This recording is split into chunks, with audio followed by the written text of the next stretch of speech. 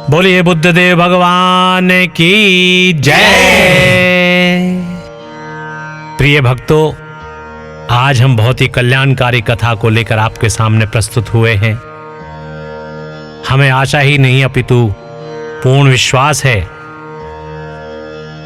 कि यदि आप आज की इस कथा को श्रद्धा और प्रेम के अनुसार सुनेंगे, ईश्वर में भक्ति भाव के साथ सुनेंगे, तो आपका कल्याण होगा। आपकी सभी प्रकार की मनोकामनाएं अवश्य पूर्ण होंगी। बोले बुद्धदेव भगवान की जय। तो प्रिय भक्तों, ये कथा है बुधवार व्रत कथा। तो आइए आरंभ करते हैं। एक समय नैमिषारण्य वन में शौनक आदि मुनि एकत्र हुए और पुराणों के ज्ञाता व्यास जी के प्रधान शिष्य श्री सूत जी महाराज से पूछने लगे, हे मुनिवर, आपने हमें अनेकों पुनीत कथाएं सुनाई हैं जो दैहिक, दैविक और भौतिक पापों का नाश करने वाली हैं। कृपा करके कोई ऐसा व्रत बतावें जिसके करने से मनुष्य के सभी पाप समाप्त हो जाएं और उसे इस लोक में सभी सुख, प्रभु की भक्ति और अंत में मोक्ष को प्राप्त हो सकें। आप कृपा करके हमें कहें। सूत जी महाराज महर्षियों से बोले, मैं स्वयं इसका वर्णन नहीं कर सकता हूं, क्योंकि यह विषय अथाह है। मैं आपके सामने एक सुंदर इतिहास कहता हूं जिसे महर्षि वशिष्ठ जी ने राजा मानधाता से कहा था। अब मैं उसी को आपसे कहता हूं, सो ध्यान से सुनो। महाराजा मानधाता अपनी सभा में बैठे हुए थे। उसी समय महर्षि वशिष्ठ वहां पधारे। द्वारपाल ने महर्षि के आगमन की सूचना दी। महाराज अपने प्रधान सभासदों के साथ उठकर महर्षि को लेने के लिए द्वार पर आए और उन्हें सभा में ले जाकर सुंदर आसन पर बैठा दिया और निवेदन करके बोले, हे प्रभु, मेरे लिए क्या आज्ञा है? महर्षि वशिष्ठ जी ने कहा, राजन, मैं घूमते घूमते आपकी ओर चला आया। आपको देख मुझे परम हर्ष का अनुभव हो रहा है। आप सब कुशल पूर्वक तो हैं? मानधाता बोले, महर्षि, आपकी कृपा से सब कुशल है, परंतु प्रभु, यदि आप कोई ऐसा व्रत बतला सकें या हमसे कह सकें जिसके करने से पापों की शांति होकर स्वर्ग की प्राप्ति हो, तो हमें बड़ी प्रसन्नता होगी। हम इसके इच्छुक हैं। महर्षि वशिष्ठ जी ने कहा, राजन, आपने बहुत ही सुंदर प्रश्न किया है। एक महापुण्य देने वाला तथा स्वर्ग और मृत्युलोक दोनों में दुर्लभ व्रत आज मैं आपसे कहता हूं। आप सभी लोग ध्यान में श्रद्धा पूर्वक सुने। यह महापुण्य को देने वाला बुधवार का व्रत है। अगर मनुष्य भक्ति और श्रद्धा युक्त होकर बुधवार का व्रत करता है तो वह इस लोक में सभी प्रकार के सुखों को भोग कर अंत में वैकुंठ धाम को प्राप्त होता है। महाराजा मानधाता बोले, महर्षिवर, बुधवार के इस व्रत के करने से क्या फल मिलता है? इस व्रत की विधि क्या है और किस देवता का पूजन करना चाहिए, और सबसे पहले पृथ्वी पर यह व्रत किसने किया है, कृपा करके ये सब विस्तार पूर्वक कहने की कृपा करें, आपकी अति कृपा होगी। महर्षि वशिष्ठ जी बोले, राजन, मैं आपसे व्रत का फल संक्षेप में वर्णन करता हूं। वैसे व्रत के फल के कहने की सामर्थ्य स्वयं ब्रह्मा जी में भी नहीं है। यह व्रत दुख और शोक का नाश करने वाला, धन और धान्य को बढ़ाने वाला तथा समस्त पापों का नाश करने वाला है। जो मनुष्य जिस कामना को लेकर इस व्रत को करता है, उसकी वही कामना पूर्ण होती है तथा समस्त पापों का नाश होकर उत्तम गति की प्राप्ति होती है। अंत में श्री हरि के लोक की प्राप्ति होती है। राजन, इस व्रत की विधि इस प्रकार है। मनुष्य भक्ति व श्रद्धा से बुधवार के दिन व्रत रखे, प्रातःकाल नदी आदि में स्नान करके नवीन कलश में जल भरकर वहां से लावे, किसी पवित्र स्थान में कमल का आकार बनावे, उसके मध्य इस कलश को स्थापित कर श्वेत चावलों से उसका पूजन करें। बुद्ध की स्वर्ण की मूर्ति कांस्य पात्र में स्थापित करके उस कलश के ऊपर रखें। मूर्ति को 2 सफेद वस्त्र धारण करावें, गंध पुष्प आदि से पूजन करें, यज्ञोपवीत चढ़ावें, अशोक की छाल की बत्ती बनाकर दीप जलावें, गुड़, दही, भात, खीर का भोग लगावें और इन्हीं पदार्थों से ब्राह्मणों को भोजन करावें। तत्पश्चात प्रदक्षिणा करके बुद्ध देवता की प्रार्थना करें। इस प्रकार 7 बुधवार व्रत करने से बुद्ध जनित संपूर्ण दोष दूर होकर सुख और शांति मिलती है और समृद्धि बढ़ती है। 27 बुधवार व्रत करने से पूर्व जन्मों के किए हुए पापों का नाश होकर स्वर्ग की प्राप्ति होती है।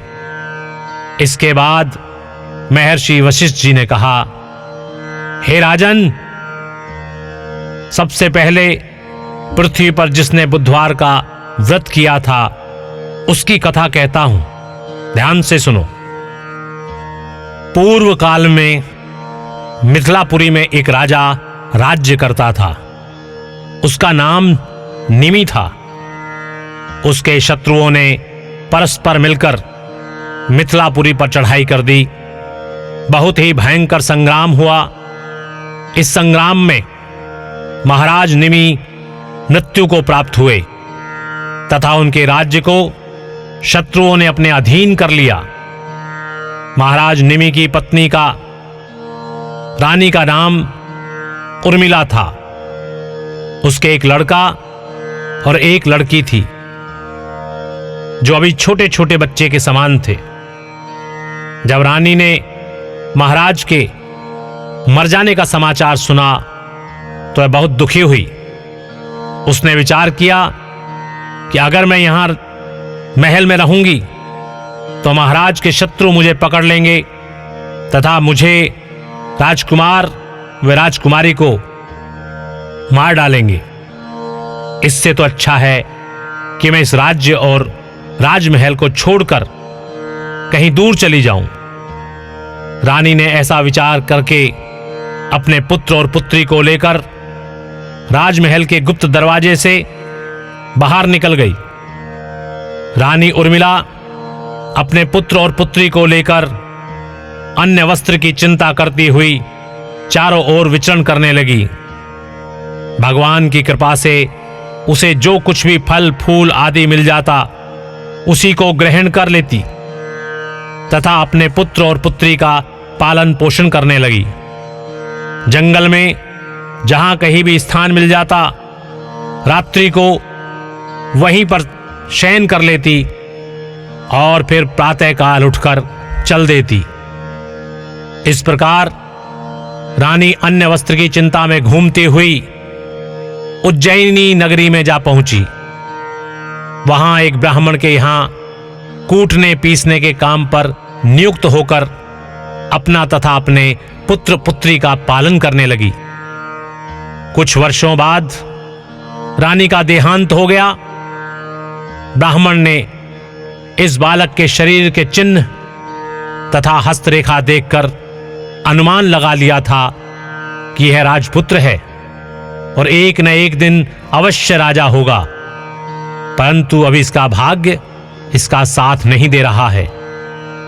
ब्राह्मण ने राजकुमार को बुधवार का व्रत बतलाया। राजकुमार श्रद्धा और भक्ति पूर्वक बुधवार का व्रत करने लगा। व्रत के प्रभाव से बुद्धदेव प्रसन्न हो गए। उसके पुराने राज्य मिथिला नगरी की प्रजा ने विद्रोह कर दिया, राजा को मार डाला और पुराने मंत्री को पुनः मंत्री नियुक्त कर दिया गया। मंत्री ने आज्ञा दी, जहां भी महारानी एवं राजकुमार हों, उनकी तलाश की जावे और उनको राज्य सिंहासन पर बैठाया जावे। मंत्री जी ने अनेकों दूतों को राजपुत्र और राजकन्या की तलाश में भेजा। दूत विचरण करते करते उज्जैनी नगरी में पहुंचे।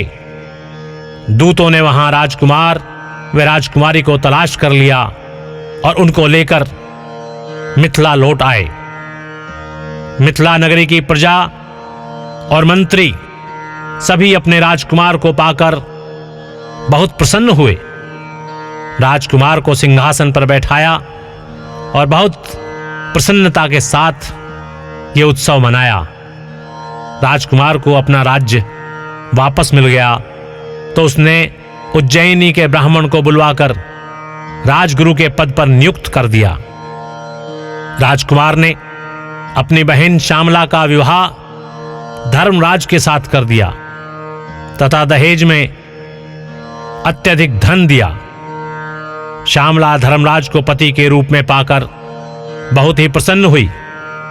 वह सभी प्रकार से धर्मराज की सेवा करती तथा हर प्रकार से प्रसन्न रखती थी। धर्मराज श्यामला से बहुत ही संतुष्ट रहते थे। घर का सभी कामकाज उन्होंने श्यामला को सौंप दिया। धर्मराज के घर में 7 कोठे थे। यह 7 कोठे कीलों से अच्छी तरह से बंद थे। धर्मराज ने इन 7 कोठों को खोलने को श्यामला से मना कर दिया था। श्यामला अपने घर के सभी कार्य भली प्रकार से करती, परंतु उन कोठों को न खोलती। इस प्रकार से श्यामला का काफी समय व्यतीत हो गया। एक दिन धर्मराज किसी आवश्यक कार्यवश घर से बाहर गए हुए थे। श्यामला ने विचार किया कि पतिदेव ने सभी कार्यों को मुझे स्वतंत्रता दे रखी है, परंतु न जाने इन 7 कोठों के लिए क्यों मना किया हुआ है। इस कौतूहलवश श्यामला देवी ने धर्मराज की अनुपस्थिति में एक कोठे की कीलें निकाल दी और खोल कर देखा। उसमें श्यामला देवी ने अपनी माता को यमराज के भयंकर दूतों द्वारा गर्म तेल से भरे हुए कढ़ाई में डालते हुए देखा। इस दृश्य को देखकर श्यामला बहुत ही दुखी हुई और उसके मन में आतंक छा गया। उसने फिर दूसरे कोठे को खोलकर देखा। वहां उसने अपनी माता को कोल्हू में पिलते हुए देखा। अब श्यामला और भी दुखी हुई। उसने तीसरे कोठे को खोलकर देखा तो उसमें अपनी माता को बड़े बड़े हाथियों के द्वारा रोंदते हुए देखा। फिर उसने चौथे कोठे को खोलकर देखा तो उसमें भयंकर कुत्ते उसकी मां को काट काट कर खा रहे थे, नोच रहे थे। जब उसने 5वें कोठे को खोलकर देखा तो श्यामला की मां कंठ से पकड़ी जाकर निचोड़ी जा रही थी। श्यामला ने 6वें कोठे को खोलकर देखा। वहां उसकी माता काठ के समान छीली जा रही थी। 7वें कोठे में उसकी माता के ऊपर बड़ी बड़ी शिलाएं फेंकी जा रही थी। इन सब को देखकर श्यामला को बहुत दुख हुआ। अपनी माता के दुखों को देखकर श्यामला अत्यंत शोकग्रस्त हो गई। धर्मराज जब लौट कर आए और उन्होंने श्यामला की ऐसी दीन दशा देखी तो उन्होंने पूछा, तुमने कोठे तो खोलकर नहीं देखे थे? मैंने तुमसे उन 7 कोठों को खोलने के लिए मना कर दिया था। श्यामला ने अपना सिर धर्मराज के चरणों में रख दिया और प्रार्थना की, हे नरेंद्र, मेरी माता ने ऐसा कौन सा पाप किया है जिसके कारण वे इस प्रकार से नरक की यातनाएं सहन कर रही हैं? धर्मराज बोले, श्यामला, तुम्हारी माता ने तुम्हारे और तुम्हारे भाई के स्नेह में वशीभूत होकर एक दिन ब्राह्मण के 7 गेहूं के दाने चुरा लिए थे। प्रथम तो चोरी ही महापाप है। इस पर भी ब्राह्मण के अन्न की चोरी करने से 7 कुल दग्ध होते हैं। इसी से तुम्हारी मां 7 प्रकार के नरक भोग रही है। श्यामला हाथ जोड़कर बोली, हे नाथ, कोई ऐसा उपाय बताएं जिसके करने से मेरी मां का उद्धार हो, वह इस कष्ट को ना भोगे। मैं अपनी माता के कष्टों को नहीं देख सकती, कुछ करे भगवान। धर्मराज बोले, हे देवी, पूर्व जन्म में तुम ब्राह्मणी थी। उस जन्म में तुमने बुधवार का व्रत किया था तथा अपनी सखियों से भी बुधवार का व्रत करवाया था। इस जन्म में भी तुम बुधवार का व्रत कर रही हो। इस व्रत के प्रभाव से ही समस्त सुख आपको प्राप्त हैं। अब आप सत्य प्रतिज्ञा करके इस जन्म के बुधवार के व्रत के पुण्यों को मेरे सम्मुख अपनी माता को दे दो। ऐसा करने से आपकी माता के कष्टों की समाप्ति हो जाएगी और उन्हें उत्तम सुख प्राप्त होंगे। श्यामला ने ऐसा ही किया। पुण्य के मिलते ही श्यामला की मां उर्मिला पीड़ा से मुक्त होकर दिव्य शरीर धारण करके स्वर्ग के लिए चली गई। भगवान विष्णु के दूत सुंदर विमान लेकर उसे लेने के लिए आए। इस दृश्य को देखकर श्यामला ने बहुत ही आनंद माना और आगे भी बुधवार का व्रत करती रही। इस कथा को सुनकर महाराजा मानधाता ने बहुत ही सुख माना तथा वशिष्ठ जी की बहुत बहुत प्रशंसा की, उनकी सेवा की तथा बुधवार का व्रत कर इस लोक में अनेकों प्रकार के सुख भोग कर अंत में दुर्लभ मोक्ष को प्राप्त हुए। बोलिए श्री कृष्ण भगवान की जय। तो प्रिय भक्तों, इस प्रकार यहां पर बुधवार की व्रत कथा समाप्त होती है। तो आइए स्नेह के साथ जयकारा लगाते हैं। बोलिए श्री कृष्ण भगवान की जय। बोलिए भगवान बुद्ध देव की जय। प्रिय भक्तों, आइए अब आपको बताते हैं कि बुधवार के व्रत का उद्यापन किस प्रकार करना चाहिए। बोलिए बुद्ध देव भगवान की जय। बुध ग्रह की कड़ी दशा होने अथवा अन्य किसी विशेष प्रयोजन की आपूर्ति हेतु तो बुधवार को बुद्ध देवता के निमित्त व्रत किया जाता है। सामान्य काल में भी इस व्रत को विभिन्न कामनाओं की आपूर्ति करने वाला और मोक्ष प्रदायक माना गया है। प्रत्येक स्त्री, पुरुष और विद्यार्थी को प्रतिवर्ष कम से कम लगातार 7 बुधवार तक तो यह व्रत करना ही चाहिए।